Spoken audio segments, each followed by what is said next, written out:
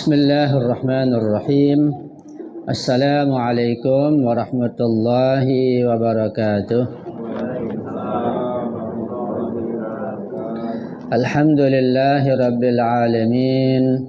Wal aqibatu li ahli taqwa wal yaqin. Wala udwana illa ala zalimin. Ashhadu an la ilaha illallah wahdahu la syarika lah.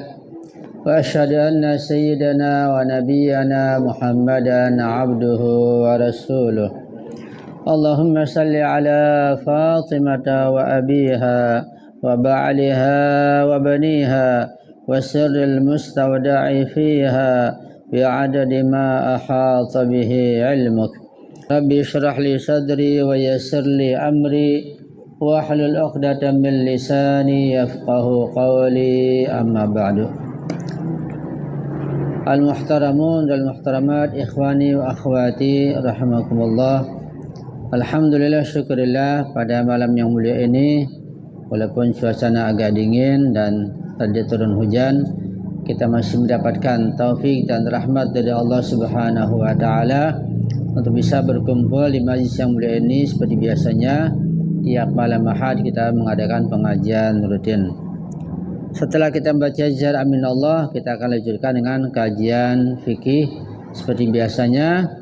Dan pada awal pertemuan bab yang kita kaji, bab tolak, saya sudah menyampaikan beberapa riwayat mengenai tentang tolak atau talak, yaitu cerai. Bahwa cerai termasuk perbuatan halal tapi sangat dibenci oleh Allah Subhanahu wa taala. Sebelum kita lanjutkan pembahasan berikutnya, ada beberapa riwayat terkait masalah hadis-hadis Rasulullah yang berhubungan masalah keluarga. Ada subjudul atau tema dalam kitab ini yang berjudul Al-Khiyanatuz Zawjiyah, artinya pengkhianatan keluarga. Hadis pertama, Rasulullah SAW melaknat ada 4 golongan wanita. La'ana Rasulullah sallallahu alaihi wasallam arba'atan. Rasulullah melaknat 4 golongan. Yang pertama, imra'atun atau imra'atan takhunu zawjaha fi malihi au fi nafsiha. Rasulullah melaknat di antaranya adalah seorang wanita atau seorang istri yang mengkhianati suaminya dalam masalah kekayaannya atau masalah hartanya atau masalah uangnya. Jadi khianat masalah harta artinya si istri tidak menjalankan amanat tersebut sesuai dengan semestinya. Artinya ada yang dia sembunyikan atau dia keluarkan pada jalan-jalan yang suaminya tidak ridha. Dan dalam syariat, istilah pengkhianatan di sini terkadang bukan saja pada hal-hal yang merusak atau membahayakan. Pada hal-hal yang tidak membahayakan pun kalau tanpa izin dari suaminya dianggap berkhianat. Ya. Seperti istri keluar rumah tanpa izin suami. Kalau bukan pada hal yang biasa, itu dianggap juga berdosa dan dianggap khianat.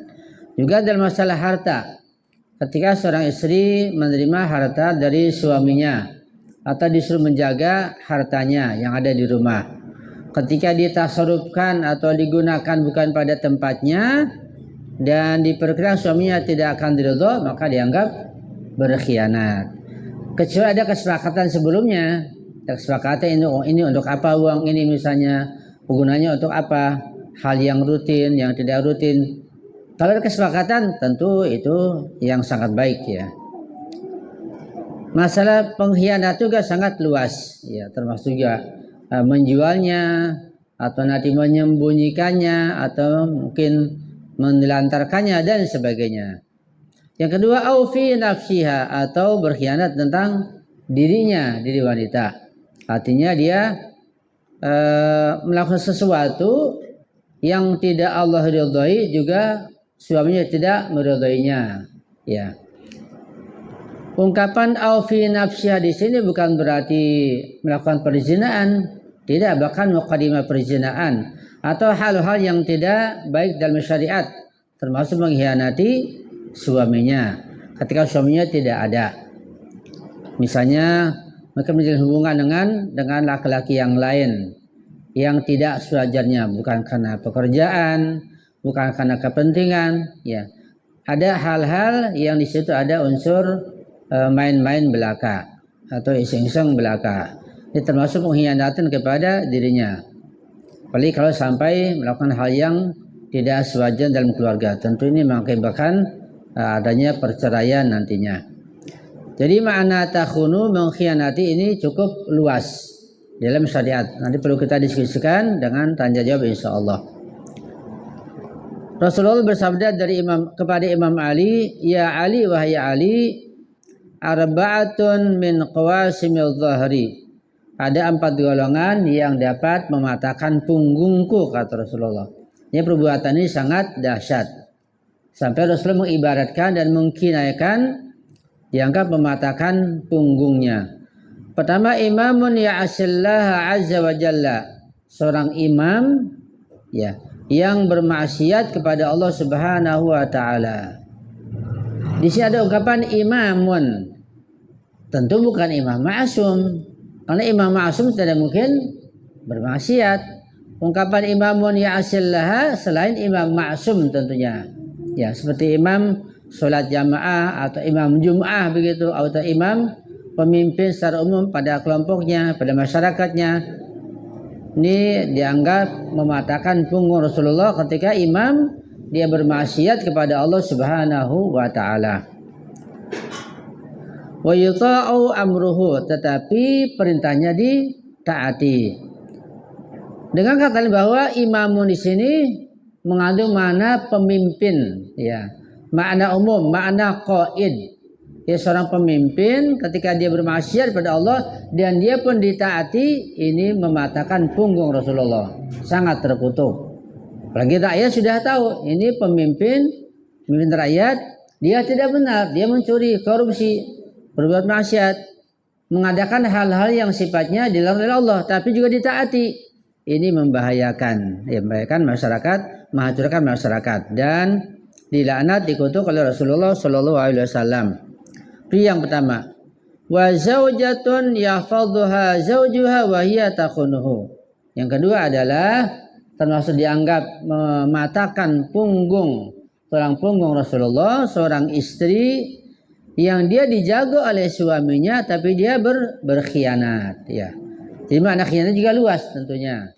Sudah dijaga oleh suaminya, dikasih pengarahan, kasih bimbingan, kasih pengajaran, atau dipanggilkan guru untuk belajar, atau dengan macam-macam cara sudah jaga akhlaknya, jaga dirinya, jaga kehormatannya, tapi masih juga berkhianat kepada suaminya.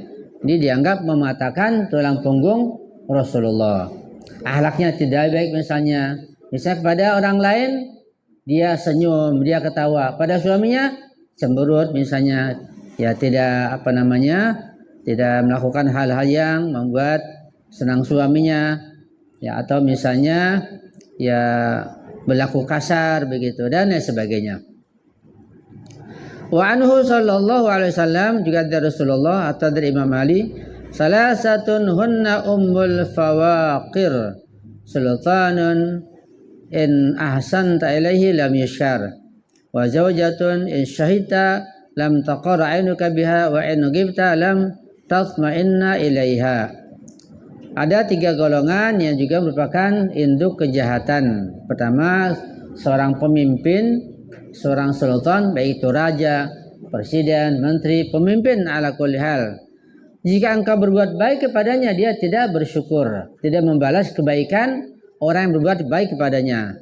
Dan istri, jika engkau menyaksikan wanita tersebut, istri tersebut, dia tidak menyenangkanmu. Ya, karena mungkin akhlaknya tidak baik, ya, karena selalu cemberut, selalu menggerutu, selalu mengeluh, nggak pernah bersyukur. Ini membuat si suami tidak merasa aman dan nyaman.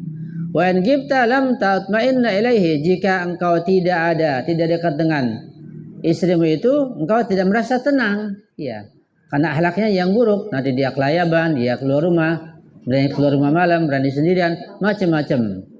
Ini termasuk ya salah satu yang dikutuk oleh Rasulullah. Rasul bersabda pada hadis yang lain, ala ukhbirukum bisyarri nisaikum, maukah kalian aku kabarkan tentang paling buruknya wanita atau istri? Qalu, mereka menjawab, bala ya Rasulullah, silakan kasih tahu kami ya Rasulullah. Qala, Rasulullah bersabda, inna min syarri nisaikum, termasuk orang yang paling buruk di antara istri-istri kalian adalah al-aqimal haqud allati la tatawarra'u an qabihin al-mutabarrijata idza ghaba anha ba'luha. Wanita yang paling buruk adalah wanita yang akim. Akim itu yang mandul, ya. Yang haqud, yang punya sifat permusuhan, yang punya sifat dengki, iri hati, dan dia tidak warok, tidak menjaga diri dari berbagai macam keburukan, dan dia senantiasa berhias, mempercantik dirinya di saat suaminya tidak ada. Suaminya ada, ya pakainya biasa, sepang-camping, bau dapur, ya, tidak merapikan dirinya. Suaminya nggak ada pergi, dia malah mutabarrijah, mempercantik dirinya. Ketika keluar aja, ya pakai lipstik, pakai bedak, bajunya pilih yang bagus.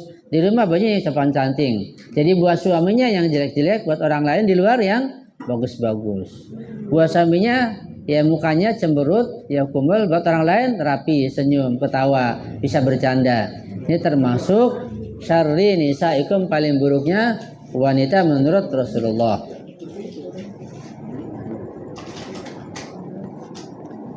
Hadis yang lain, Imam Ali berkata, ala akhbirukum bi akbariz zina, maukah kalian aku kabarkan tentang akbaruz zina, zina yang paling besar.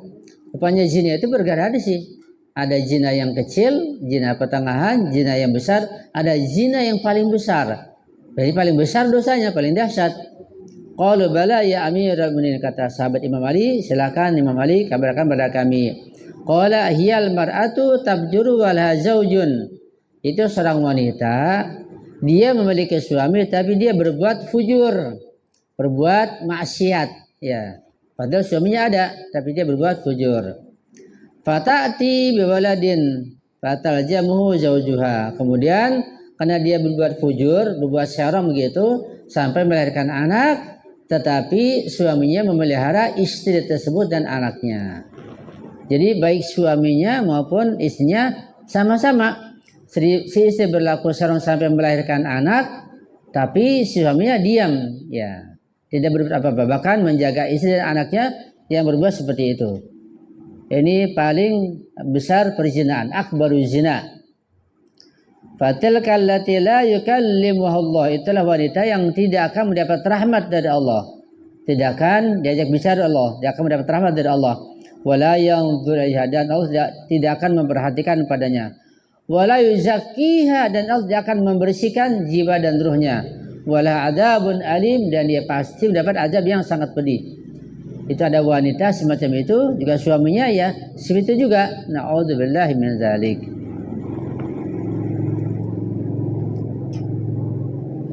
Imam Sajjad alaihissalam, Imam Al-Abidin berkata, min syaqa'il mar'i, termasuk laki-laki yang celaka, yang sengsara, yang sial, antakuna indahu imra'atun, dia memiliki istri, huwa mu'ajabun biha, dia kagum dengan istrinya, istrinya cantik, menarik, menyenangkan, dia kagum dengan istrinya karena kepandaiannya misalnya, karena bisa cari uang segala macam, kagum. Tapi wahiyya takhunuhu, si istri mengkhianati laki-laki tersebut, ya. Ada laki-laki suami dikhianati tapi dia tetap bersama istrinya. Artinya si istri berbuat serong dengan laki-laki lain, jalan berduaan, makan berdua, keluar kemana-mana, si suami tenang-tenang saja, tetap dijaga karena dia merasa istrinya cantik, istrinya menyenangkannya, istrinya mungkin membantunya. Ada rumah tangga seperti itu. Ini min syaqa'il mar'i, termasuk laki-laki yang paling celaka. Penduduk ahli neraka. Na'udzubillahi min dzalik. Kemudian Ja'far Shadiq bersabda, "Ishtadda ghadabullahi 'ala mur'atin." Allah sangat murka kepada seorang wanita, pada seorang istri, adkhalat 'ala aliha baitaha min ghairihim, memasukkan ya pada keluarganya itu selain mereka. Fa akala khairatihim wa nadhur ila auratihim, kemudian memakan yang ada di situ dan sampai melihat auratnya. Ini keluarga sudah rusak. Jadi ada orang lain yang sampai melihat auratnya, ya, melihat rambutnya, melihat kepalanya, melihat kakinya, yaitu yang dilarang oleh Allah untuk dilihat. Ya, ada wanita memasukkan orang lain dan kemudian melihat kumpul, sementara auratnya dilihat oleh orang lain tersebut. Ya. Itu beberapa hadis yang bisa disampaikan secara global. Ini saya akan diskusikan untuk detailnya insyaallah. Shallu ala Muhammad wa ali Muhammad. Allahumma salli ala Muhammad ali Muhammad. Kalau di hadis yang lain saya baca di kitab Ahli Sunnah ada istilah dayus. Dayus itu adalah laki-laki yang enggak punya sifat cemburu. Isinya mau jalan kemana, keluar kemana, sama siapa, masa bodoh. Itu namanya dayus, itu ahli neraka. Suami enggak punya sifat cemburu, ya. Si istrinya ketawa sama orang lain, bercanda, udah biarin aja, gitu. Tenang-tenang saja. Itu dayus, itu ahli neraka. Jadi suami yang bagus, ya ia menegur istrinya. Ketika hijabnya nggak rapi, dirapikan, dikasih tahu. Keluar nggak pakai kaos kaki, lihat laki-laki lain dikasih tahu, misalnya. Tertawa dengan laki-laki lain ditegur, jangan tertawa. Jangan bicara dengan orang lain dengan tertawa atau bercanda. Jangan suka colek-colek gitu. Itu namanya yang bagus. Itu cemburu yang dianjurkan. Kalau dayus, ya masa bodoh itu yang dilaknat oleh Allah Subhanahu wa taala. Jadi suami yang sehat adalah suami yang sakit secara syar'i menurut syariat. Kalau suami yang sakit menurut syariat, yang dayus itu membiarkan istrinya mau kemana, mau ke pasar, mau kemana sendirian, mau naik motor sama siapa, naik mobil, berjalan, nggak peduli. Na'udzubillah min dzalik. Tapi kayak suami yang cemburu secara syariat, dia memperhatikan istrinya. Ketika melanggar syariat atau sedikit saja melanggar syariat, maka diperbaiki. Ya, dia merasa tidak nyaman di hatinya kalau istrinya melihat ketawa dengan orang lain, nah, sama dia cemburu begitu. Semua orang bisa bercanda, bisa tertawa, bisa ceria. Padanya tidak bisa ceria. Ini namanya dayus. Rambutnya kalau sedikit diperbaiki. Ya, itu suami yang bukan dayus yang baik menurut syariat.